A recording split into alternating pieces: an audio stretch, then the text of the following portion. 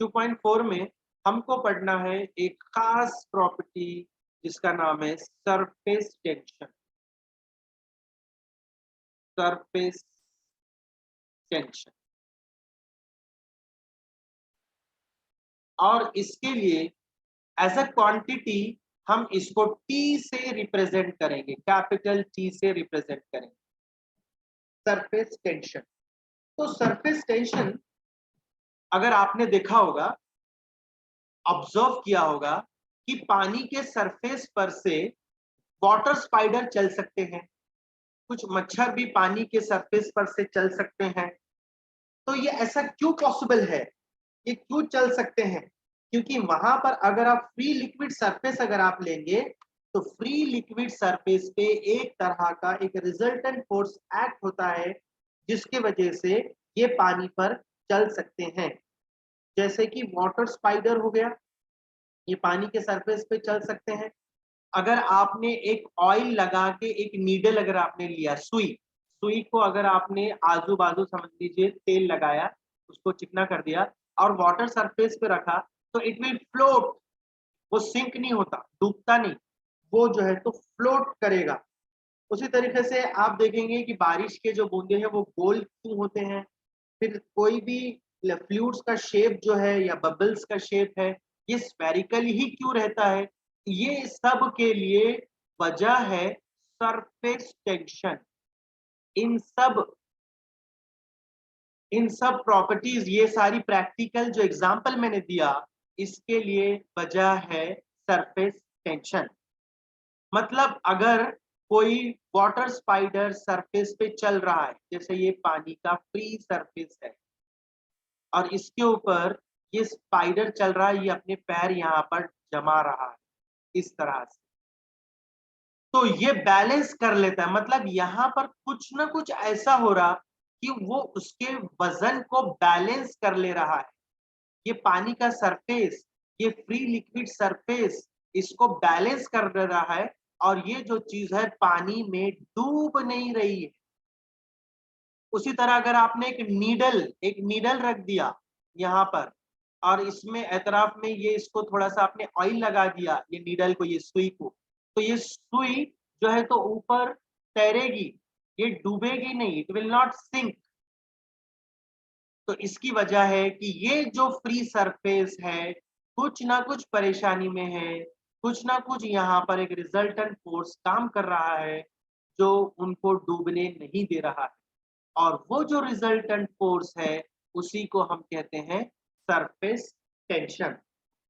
ठीक है, तो ये सरफेस टेंशन का हमने इंट्रोडक्शन कर दिया है। तो अब सरफेस टेंशन की थ्योरी समझने के लिए ये क्या है, हमको कुछ टर्म्स सीखने पड़ेंगे। सबसे पहले कुछ टर्म्स हमको सीखने पड़ेंगे। अगर ये ऐसा क्यों होता है, सरफेस टेंशन क्यों प्रोड्यूस होता है, वो हमको जानना है। तो उसको जानने से पहले कुछ टर्म्स हमको सीखने पड़ेंगे। तो molecular theory of surface tension हम जान रहे हैं, वो जानने के लिए, वो समझने के लिए मैं आपको कुछ इंपॉर्टेंट टर्म्स इंट्रोड्यूस करा रहा हूं। आपने देखा कि सॉलिड्स अपना शेप चेंज नहीं करते, तो सॉलिड का ये एक एटम है, इसके करीब ये दूसरा एक एटम है, वो अलग अलग दिखना बोलकर मैं उनके अंदर डिस्टेंस बता रहा हूं। ये ऐसे सॉलिड के एटम्स है, और ये रखे हुए हैं इस तरह से फिक्स्ड है। तो ये शेप क्यों नहीं चेंज कर पाते? क्योंकि एटम एटम के अंदर एक दूसरे के बीच इंटरमॉलिक्यूलर फोर्सेस ऑफ अट्रैक्शन रहेंगे। ये एटम इसको बांध के रखेगा, ये इसको बांध के रखेगा, ये इसको बांध के रखेगा, ये इसको बांध के रखेगा। तो ये जो मॉलिक्यूल मॉलिक्यूल है या एटम एटम में जो फोर्स है उसको कहते हैं inter molecular forces. Inter molecular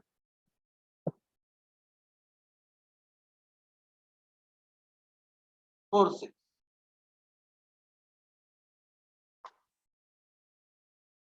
तो ये सॉलिड में ये सबसे स्ट्रांग रहते हैं, इसलिए अगर आप इनको फोर्स लगाएंगे तो इंटरमॉलिक्यूलर फोर्सेस के वजह से उनके ऊपर कुछ भी असर नहीं पड़ेगा। सॉलिड नॉर्मली अपना अपना शेप चेंज नहीं कर सकते, क्योंकि उनके अंदर ये इस तरह के स्ट्रॉन्ग इंटर मॉलिक्यूलर फोर्सेस रहते हैं, राइट। तो वो अपोज करते हैं, ये जो अप्लाइड फोर्स है उसको अपोज करते हैं, इसलिए उनका शेप साइज चेंज नहीं होता है। ऑफ कोर्स कुछ एक पर्टिकुलर लिमिट की हद तक, वरना कोई भी सॉलिड को आप तोड़ नहीं सकते थे। तो एक पर्टिकुलर हद तक वो अपोज करते हैं। जैसा आपको कोई बच्चा एक ढकल रहा है, आप खड़े हुए सीधे खड़े हुए और एक छोटा सा बच्चा आपको ढकेल रहा है, तो आप क्या ढकेले जाएंगे? नो सर, नहीं ढकेले जाएंगे। आप सरक जाएंगे अपनी जगह से? बहुत हलेंगे ना। Yes sir. छोटा बच्चा आपको सरका रहा है, तो क्या आप सरक जाएंगे? थोड़ा बहुत हलेंगे बच्चा ना सर। एकदम समझ लीजिए 1 महीने का बच्चा। हाँ नहीं फिर 1 महीने का बच्चा आपको सरका रहा है, नो सर। नहीं सरकेंगे आप। तो यस वहां सर। पर जो ये फोर्स अप्लाई हो रहा ये बहुत कम है, लेकिन समझ लीजिए कि आपको खली है, खली मालूम ना, खली सर खली, का एक बॉक्सर है, एक बॉक्सर, यस सर। उसने आपको थोड़ा सा ढकल दिया, तो आप ढकले जाएंगे नहीं जाएंगे? जाएंगे। गिर जाएंगे। Yes sir. गिर ज्यादा जाएंगे। दूर ओके चलेंगे सर। ओके आप लोग गिर जाएंगे, ढकले जाएंगे, गिर जाएंगे, और बस उतना ही रखिए, आगे मत बोलिए प्लीज कुछ भी। आप खत्म हो जाएंगे ये मत बोलिए। तो खैर मतलब आपने कुछ हद तक यस आपके सर। अंदर जो डिफॉर्मेशन हुआ उसको अपोज किया, कुछ हद तक, एक हद तक। बाद में अगर ज्यादा ही फोर्स लगा लिए तो आपके अंदर शेप के अंदर चेंज होगा। तो मैं नॉर्मल कंडीशन की बात कर रहा हूँ। सॉलिड को आपने फोर्स लगाया तो वो नॉर्मली अपना शेप साइज चेंज नहीं करता, यानी डिफॉर्मेशन को अपोज करता। लेकिन हमारे फ्लूइड्स क्या है, वो अपोज नहीं करते। तो इसमें मैं यहाँ पर इंटरमॉलिक्यूलर फोर्सेस की बात कर रहा था। तो अगर आप लिक्विड मॉलिक्यूल्स लेंगे तो समझ लीजिए कि ये एक लिक्विड मॉलिक्यूल है और ये दूसरा एक लिक्विड मॉलिक्यूल, राइट। तो ये मॉलिक्यूल नंबर 1 सपोज, और ये molecular number 2। so there is intermolecular forces between these two fluid molecules or liquid molecules, तो उसको बोलते हैं intermolecular forces। तो intermolecular forces are the forces between molecules, इसको आप कहेंगे intermolecular force। तो intermolecular force का डेफिनेशन क्या है? intermolecular forces का डेफिनेशन क्या है? The Forces force between of two attraction molecules. between two molecules, the force of attraction between two molecules is called as intermolecular force। ये इसका definition.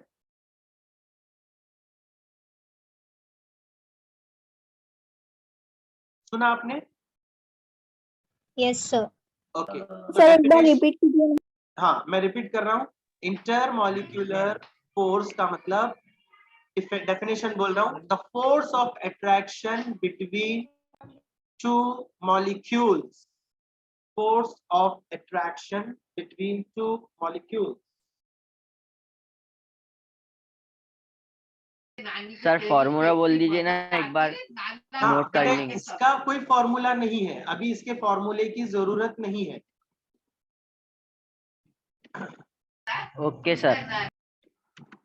फॉर्मूले की जरूरत नहीं है। The force okay sir. जी अट्रैक्शन बिटवीन बिटवीन की spelling गलत हो रही है, between WEEN, between two molecule. बस ये डेफिनेशन है इंटरमॉलिक्यूलर फोर्सेस की। ओके अब ये जो इंटरमॉलिक्यूलर फोर्सेस हैं,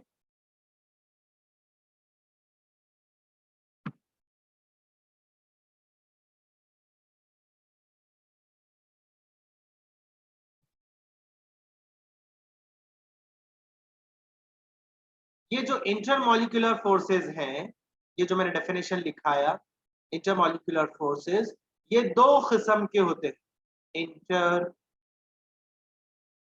मॉलिक्यूलर फोर्सेस। मेरी हैंडराइटिंग काफी टेढ़ी मेढ़ी आ रही है, आप लोग मुझे बर्दाश्त कर रहे हैं, इसके लिए आप तारीफ के लायक हैं, है ना ज़कवान? Thank you sir.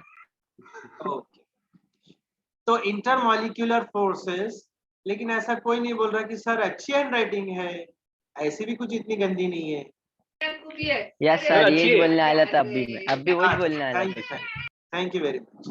तो हर एक को थैंक यू बोलने का मौका मिलना चाहिए, सर को भी थैंक यू बोलने का मौका मिलना चाहिए और स्टूडेंट्स को भी।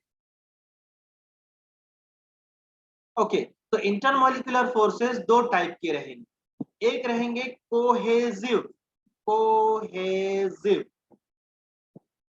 कोहेजिव, और दूसरा रहेंगे एडहेजिव, एडहेजिव।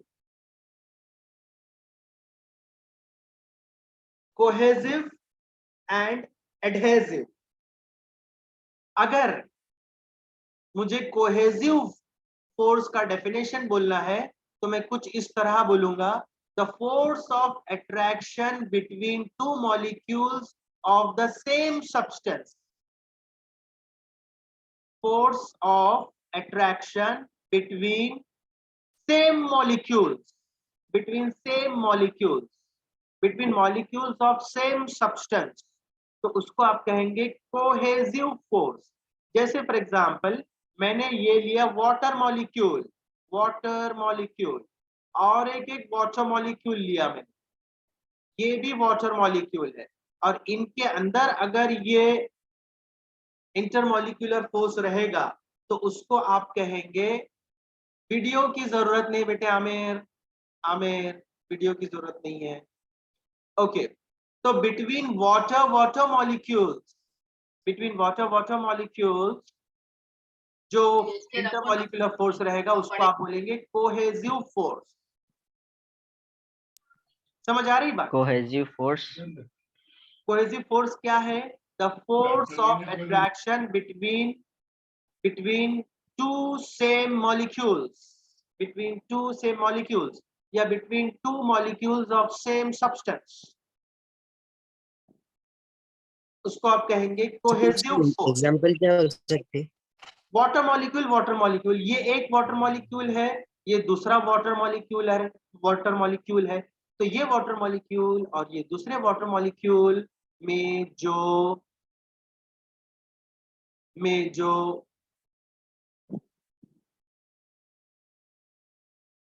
ये नंबर 1 मॉलिक्यूल है, ये नंबर 2 मॉलिक्यूल, तो इनके अंदर ये जो इंटरमॉलिक्यूलर फोर्स ऑफ अट्रैक्शन है वो कहलाएगा cohesive force.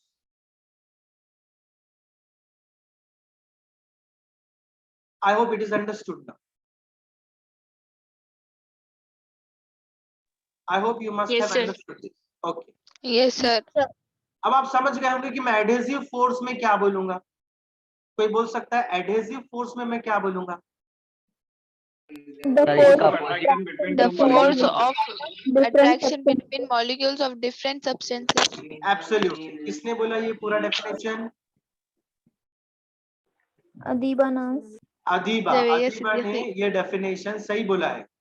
The force of attraction between two molecules of different substances, two molecules of different substances, तो उसको आप कहेंगे एडहेसिव फोर्स।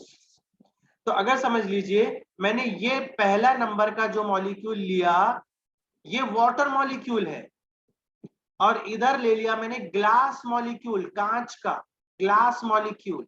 ओके, एक minute, let me take the eraser here. Here I have taken second molecule, ये दूसरा molecule, लेकिन ये glass का है, कांच का है, तो इनके बीच भी जो इंटरमॉलिक्यूलर फोर्स रहेगा वो कहलाएगा adhesive force. Okay, yes sir. Yes, sir. जी, आपको कुछ सुनाई दिया क्या बेल का आवाज? कोई नो बेल सर। का आवाज सुनाई दिया क्या आपको? Hello hello. No sir. No, sir. Okay ठीक है, ठीक, चलिए कोई बात नहीं। तो इस तरह से ये इंटरमॉलिक्यूलर फोर्सेस दो टाइप की। एडहेसिव फोर्स का डेफिनेशन आप सबने लिखा, intermolecular forces between two different molecules, ऐसा भी बोल सकते हैं एडहेसिव फोर्स को, या फिर the force of attraction between molecules of different substances, उसको आप कहेंगे एडहेसिव फोर्स।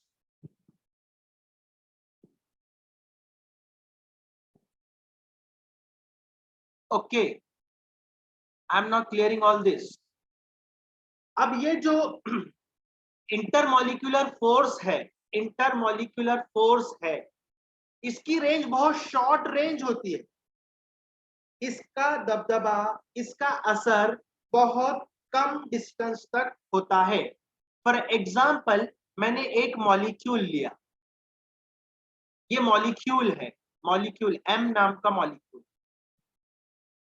तो मैं आपको एक नया डेफिनेशन सिखाने जा रहा हूं, और वो है range of molecular force. Range of molecular force, range of molecular force, ये बताने की कोशिश कर रहा हूं। तो ये एक मॉलिक्यूल है, तो the maximum distance, the maximum distance,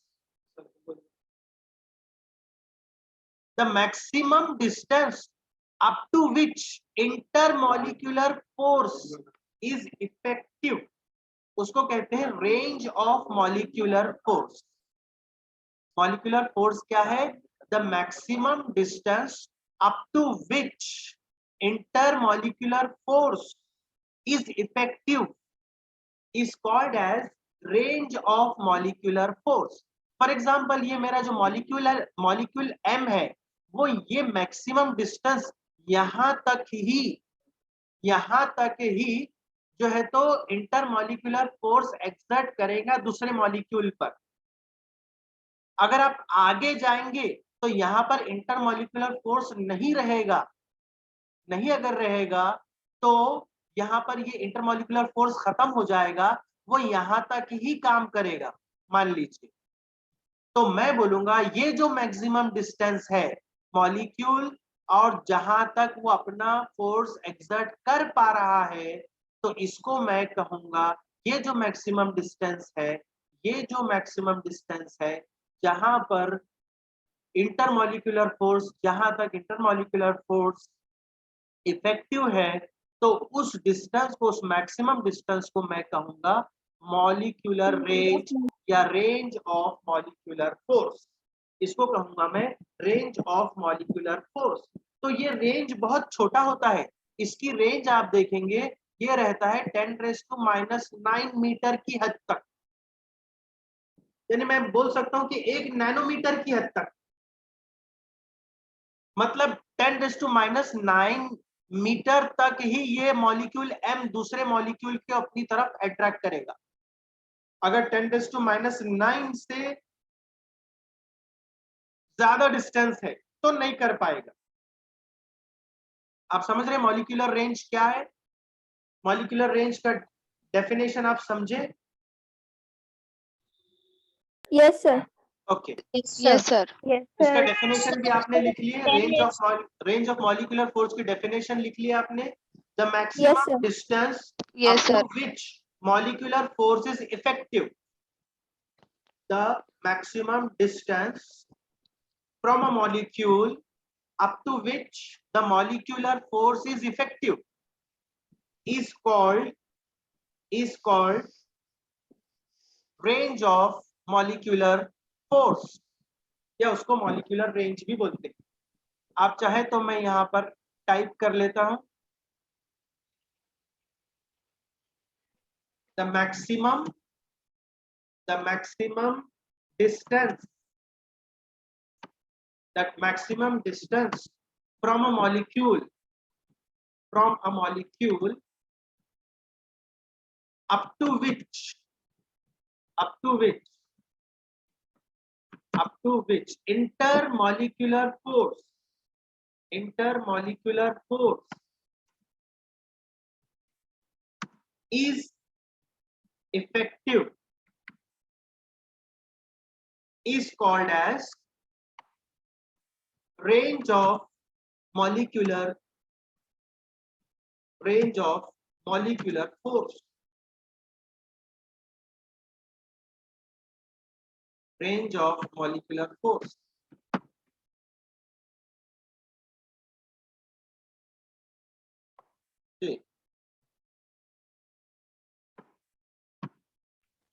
sir ये रेंज बेटा, दोनों बोलिए। मॉलिक्यूल की वैसे रहेंगी, कोहेसिव फोर्स और एडेसिव फोर्स। एक बार दोहराइए आपका सवाल। ये रेंज जो है 10 जी। - -9 मीटर, जी वो दोनों फोर्सेस के वास्ते सेम रहेंगी। जी हाँ, दोनों कोहेसिव मॉलिक्यूल्स अगर आप दूसरा मॉलिक्यूल यहाँ रखते हैं, यहाँ पर आप दूसरा मॉलिक्यूल रखते हैं, सपोज यहाँ पर ये दूसरा मॉलिक्यूल रखते हैं, यहाँ पर मैंने मॉलिक्यूल नंबर 2 रखा है फॉर एग्जांपल, ये पहला मॉलिक्यूल है और ये दूसरा मॉलिक्यूल, तो तकरीबन ये दोनों ने इतने डिस्टेंस पर आना 10⁻⁹ मीटर पर अगर आना, तो ये दोनों एक दूसरे के ऊपर फोर्स एक्सर्ट करेंगे, इंटरमॉलिक्यूलर फोर्स रहेगा, और इससे कम पे तो रहेगा ही रहेगा। आप समझ रहे हैं ना मेरी बात को? Yes sir. ये मैक्सिमम है, ये मैक्सिमम है। इसके आगे चले गया तो नहीं, फोर्स खत्म हो जाएगा, इससे आगे अगर चले गया, लेकिन अगर इससे कम हुआ तो रहेगा ही, फिर तो रहेगा ही। तो हम ये जो रेंज बता रहे हैं ये मैक्सिमम वैल्यू बोल रहे, तो वो मैक्सिमम वैल्यू मॉलिक्यूल्स के अंदर आती है 10⁻⁹ मीटर। जी सर, समझ गई। Okay sir. तो अगर मैंने बोल दिया कि 10⁻⁻ मीटर पे है, अब बोलिए रहेगा कि नहीं रहेगा? नहीं रहेगा। हाँ, नहीं अभी रहेगा। आप नेगेटिव वैल्यू पर जोर नहीं दे रहे, ये रहेगा सर, रहेगा। 10⁻⁻ जो है 10⁻⁹ से छोटा है सर माइनस है। यस जी जी, सर।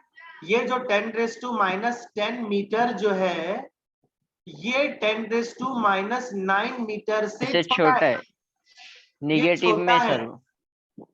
जी हाँ, क्योंकि ये पावर नेगेटिव है, तो ये डिस्टेंस छोटा रहेगा। जी समझ गए ना? Yes sir. तो 10⁻⁹ मीटर, ये एक मिनट, ये साइन मेरी गलत हो रही क्या? ये जो मैंने ग्रेटर की साइन डाला, यस सर। ओके, तो मैं चेंज करूं इसको? Yes Yes, sir. जी,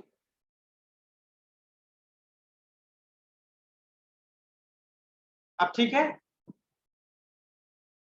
तो Yes, 10⁻⁹ मीटर बड़ा है और 10⁻⁻ मीटर छोटा है, तो यानी अगर 10⁻⁻ मीटर पे रखा तो फोर्स एक्सर्ट होगा। है क्या बच्चे लोग आप मेरे साथ? Yes sir. Yes sir. Yes sir. चलिए, तो फिर मैं आगे टर्म पे जाऊं, अब नेक्स्ट टर्म पे जाऊं। Yes sir. जी, यस सर। फेरोज ज्वाइन हुए क्या? Is Feroz there in the meeting? No sir. Feroz is not there. Oh my God. चलिए, लेट इट बी। चलिए, नेक्स्ट टर्म में लेकर आ रहा हूं आपके पास, sphere of influence. Sphere of influence.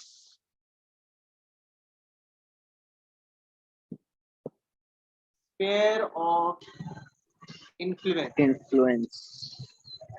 Okay, अब स्फीयर ऑफ इन्फ्लुएंस क्या है? एक एग्जांपल, एक जनरल लाइफ का एग्जांपल लेकर बोल सकता हूं। समझ लीजिए कि एक क्लासरूम है, इस तरह से एक क्लासरूम है, राइट? और ये टीचर मैं हूं, यहाँ पर ये मैं हूं, मैं यहाँ पर आपको पढ़ा रहा हूं, और ये यहाँ पर आप लोग हैं, ये आप लोग हैं सब, हाँ? अच्छा हो रहा क्या ड्रॉ ये? अच्छा हो रहा क्या सकवान ये? अच्छा है सर, गुड इनफ। हाँ गुड है ना? समझे जैसा है सर। हाँ समझे जैसा है, समझेबल है, ये समझेबल है। और ये मैं है। ओके, मैं आपको पढ़ा रहा हूं, यहां पर बोर्ड है, राइट? तो मेरा दबाव आप लोगों की हद तक ही रहेगा, यहां तक ही रहेगा। अरे ये बच्चा नहीं आ रहा, ये भी रहेगा, ये इतनी हद तक ही रहेगा। ये बाहर बच्चा जो घूम रहा है यहाँ पर, ये बच्चा बाहर घूम रहा, फेरोज, ये बच्चा बाहर घूम रहा, ये बच्चा बाहर घूम रहा, इसके दोनों पैर, हाँ, ये बच्चा घूम रहा, ये लोगों पर मेरे भाषण का कुछ भी असर नहीं रहेगा। Am I right? Yes, sir.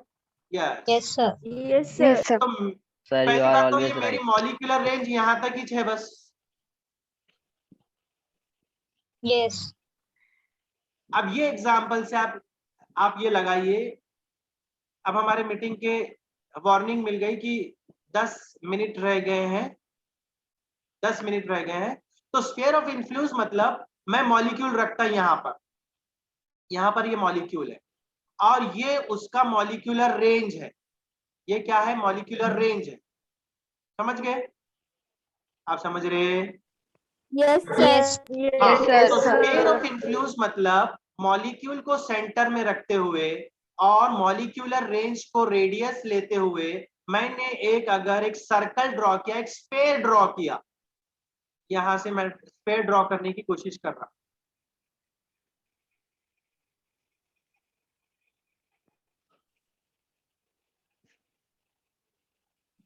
ये स्फीयर ड्रॉ करने की कोशिश कर रहा हूं, ठीक है? हमारे एडमिन जो है अविज सर, हमको माशाल्लाह बोल रही है ड्राइंग। तो यहाँ पर ये मॉलिक्यूल बैठे हुआ है, ठीक है Zakwan? Yes sir. Molecule centre पे है, और ये जो रेडियस लिया मैंने, रेडियस इक्वल टू क्या लिया बोलो जल्दी से आर। जी। हाँ, तो ये R. रेडियस कितना है? Range of molecular force.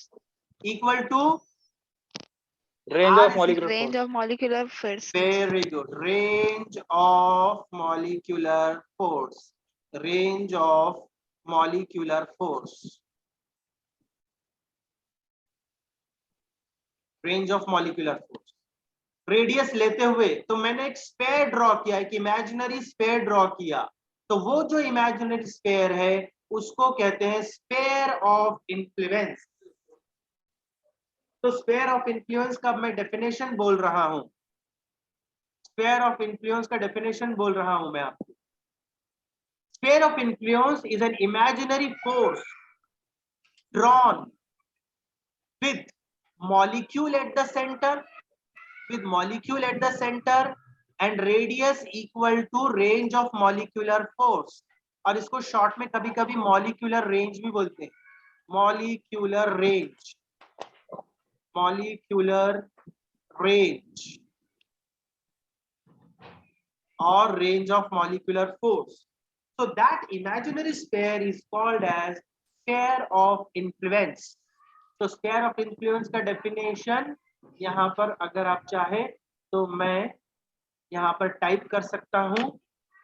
तो यहाँ पर मैं टाइप कर रहा हूँ आपके लिए, an imaginary sphere, an imaginary sphere Drawn with with molecule at the center and radius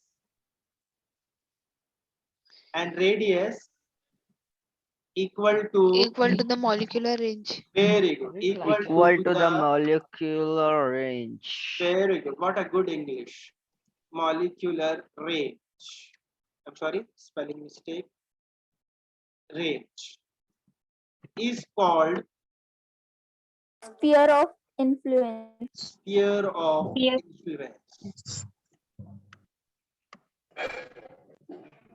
और तो नहीं हो रहे ना आप लोग? मीटिंग के 5-6 मिनट बाकी No, है। sir. नहीं सर। मीटिंग के 5-6 मिनट बाकी है बस। सर नमाज का टाइम हो जाएगा 15 मिनट में। जी हाँ बिल्कुल, मैं छोड़ दे रहा हूँ आपको, बिल्कुल अब मैं 5-6 मिनट में छोड़ दे रहा हूँ। यस मैंने सर, 1 थैंक घंटा यू लेने का सोचा सर। था जी, मैंने 1 घंटा लेने का सोचा था, तो आधा घंटा पहली मीटिंग में, आधा घंटा ये दूसरी मीटिंग में, 5-1 मिनट नहीं लूंगा सर, बस। अपन थोड़ा जल्दी चालू करें तो फिर देर तक भी लिए तो चलता सर। जी हाँ बिल्कुल बिल्कुल, आप सबके जो ये है सजेशंस है, मैं उसका पूरा ख्याल रख रहा हूँ, right. Yes sir, thank you sir.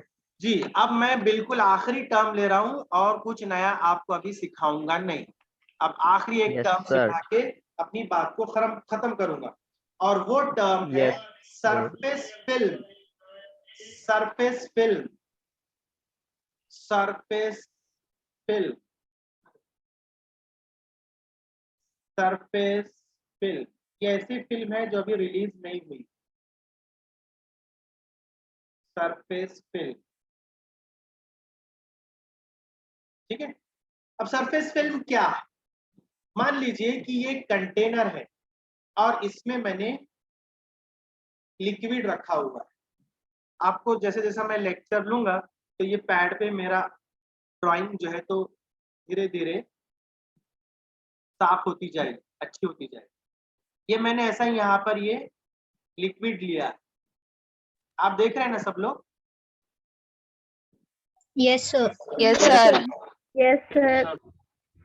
अब इमेजिन करो, can we change the color? Can we change the color of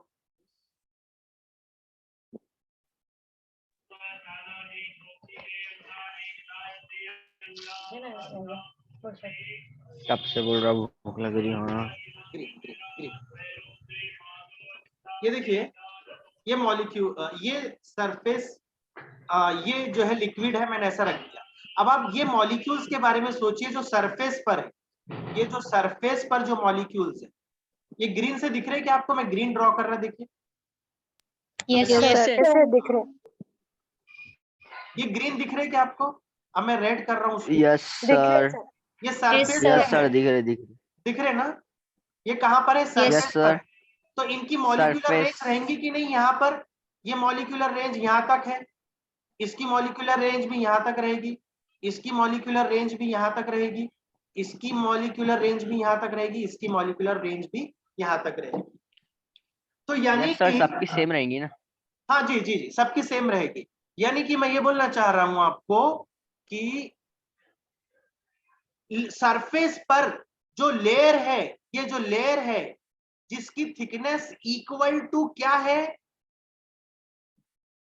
जिसकी थिकनेस इक्वल टू क्या है? Range of molecular force. Range.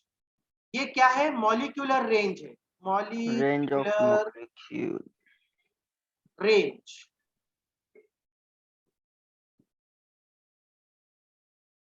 So the layer of the liquid on the surface, layer whose thickness, the layer on the free surface of the liquid whose thickness is equal to what?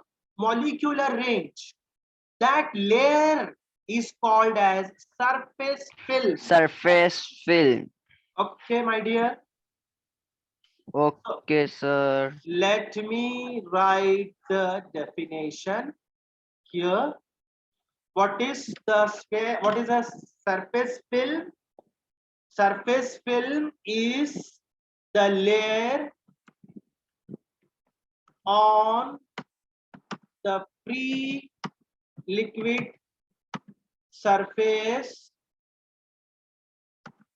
having thickness equal to molecular range is called as a surface film. A surface film. ये इसकी definition. Okay, ये surface film की definition, और मैंने figure में भी आपको बता दिया। किसी को कुछ डिफिकल्टी है इसमें? No, sir. ओके, तो सर आज की मीटिंग में मैंने बस यहाँ तक ही डिस्कशन किया है। आज के इस मीटिंग में मैंने यहाँ तक डिस्कशन किया है। तो उसमें आप ये देख सकते हैं कि अगला जो मेरा पॉइंट रहेगा, जो मैं अगला पॉइंट लेकर आऊंगा आपके पास, वो क्या रहेगा? मैं लेकर आऊंगा molecular theory of surface tension. तो इसको आप रीड करके रखिए और हम ये सारे टर्म्स वहां पर इस्तेमाल करेंगे। स्फीयर ऑफ इन्फ्लुएंस इस्तेमाल करेंगे, सरफेस फिल्म इस्तेमाल करेंगे, ये सारे टर्म्स यहाँ पर आप इस्तेमाल करेंगे। मेरा जो यूट्यूब चैनल sir. है अमजद एकेडमी, उस पर भी आप Yes, जाके sir. वीडियोस देख सकते हैं। मैंने केमिस्ट्री के वीडियो की लिंक आपको भेजा है। केमिस्ट्री के केमिकल Yes, sir. थर्मोडायनेमिक्स की जो वीडियो सीरीज चल रही है, आप उसको भी देखिए, उसके भी आप लाइक कीजिए, उसको भी आप शेयर कीजिए आपके दोस्तों के साथ में। तो वहां पर केमिकल थर्मोडायनेमिक्स नाम का चैप्टर चल रहा है। शेख अवैस सर उसको पढ़ा रहे हैं। ये मेरे नजदीक के कलीग है, मेरे भांजे साहब भी है। तो आप इनके वीडियोस को भी आप शेयर कीजिए, लाइक कीजिए। बिल्कुल एनिमेटेड वगैरह ये तरीके से आपको वहां पर केमिकल थर्मोडायनेमिक्स समझाने की कोशिश कर रहे हैं। हमारा मीटिंग का वक्त हो चुका